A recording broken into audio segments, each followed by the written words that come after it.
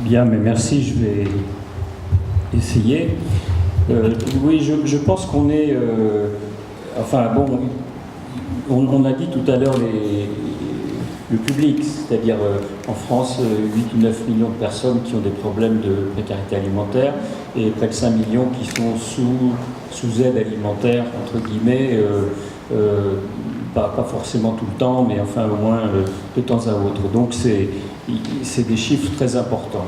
Et donc on a un modèle industriel, j'allais dire entre guillemets, pour résoudre ces problèmes qui, financé beaucoup par Bruxelles d'ailleurs, qui...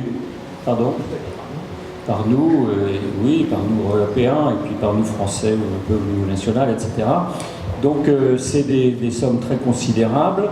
À l'échelle de l'Europe, c'est 43 millions de personnes qui sont touchées par le système de l'aide alimentaire, comme aux États-Unis, c'est le même chiffre. Et donc, ce modèle, on ne peut pas le supprimer. Je veux dire, on ne va pas dire il est mauvais, c'est terminé, on biffe, et puis il y a des micro-exploitations, micro-initiatives à droite ou à gauche. Donc, d'abord, c'était le sens là, au niveau des États généraux, il y avait un atelier qui était dédié à la lutte contre la précarité alimentaire, grosso modo. Bon, l'animateur, le président de l'atelier a commencé par dire on demande à l'État de garder sa politique d'aide alimentaire. Bon. Mais c'est vrai que dans le même temps, quand on regarde un peu autour de soi, et ici c'est flagrant, il y a des tas d'initiatives qui effectivement, procédant d'une logique tout à fait différente, traitent cette question de la précarité alimentaire.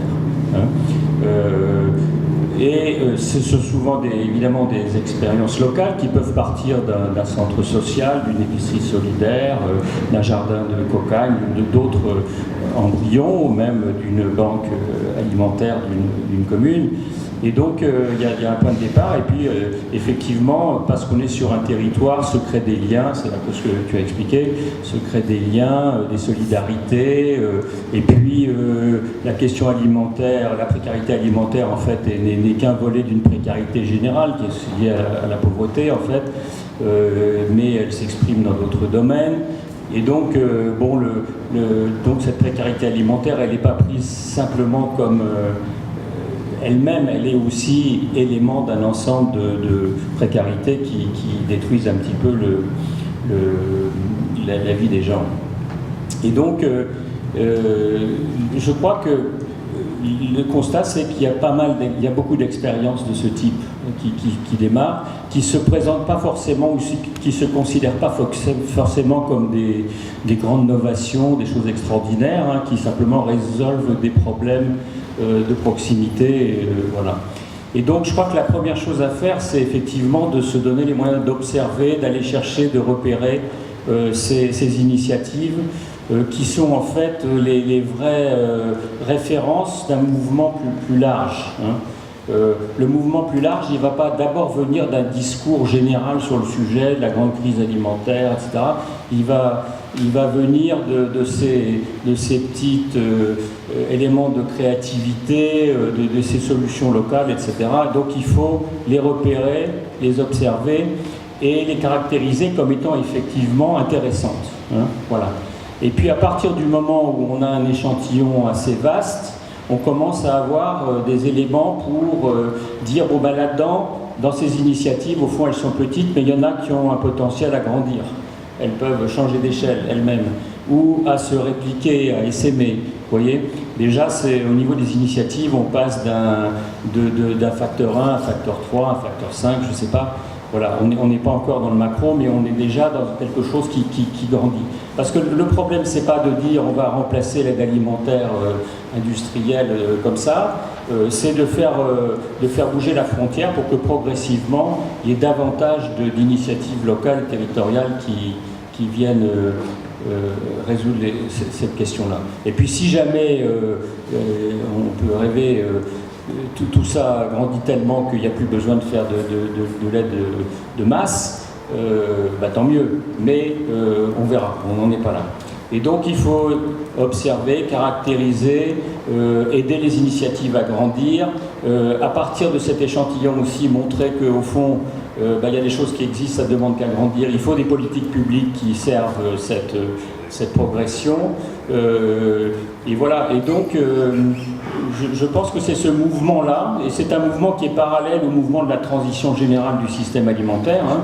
C'est le même mouvement, c'est-à-dire partir des expériences de référence, en tirer des enseignements, les aider à grandir, à essaimer, changer les politiques publiques. Et finalement, le mouvement, il vient de l'interaction, de l'alliance entre des initiatives locales de référence et puis des responsables, j'allais dire, politiques novateurs. Je veux dire, cette alliance, vous voyez, il y a aussi dans les collectivités territoriales, dans les autorités publiques, évidemment, des gens qui portent des éléments de politique publique qui sont directement dédiés à cette transition. Voilà, c'est cette alliance-là, bon, ça se produit, c'est pas quelque chose de... Moi, je pense qu'on n'est pas tellement loin d'un basculement, hein, on n'est plus complètement dans les militants absolument isolés, on est quand même maintenant sur la question alimentaire, dans la conscience des gens, dans la conscience des autorités publiques, il y a quand même quelque chose qui s'est déclenché.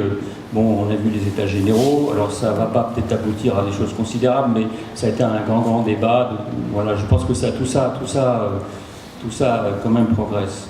Et cette conjonction entre des autorités publiques et des acteurs novateurs, je pense que, voilà, j'ai un exemple en tête dans la politique agricole. Au début des années 60, il y a eu une interaction entre un ministre progressiste, Pisani, pour l'agriculture, et puis le Centre des jeunes agriculteurs, ils ont fait affaire, et ça a fait bouger un peu le système. Alors ça l'a fait bouger de manière progressiste à l'époque. Cette manière-là est devenue, maintenant, a produit tout ce qu'on sait en matière de modernisation, mais ça a été effectivement un basculement dans cette histoire-là.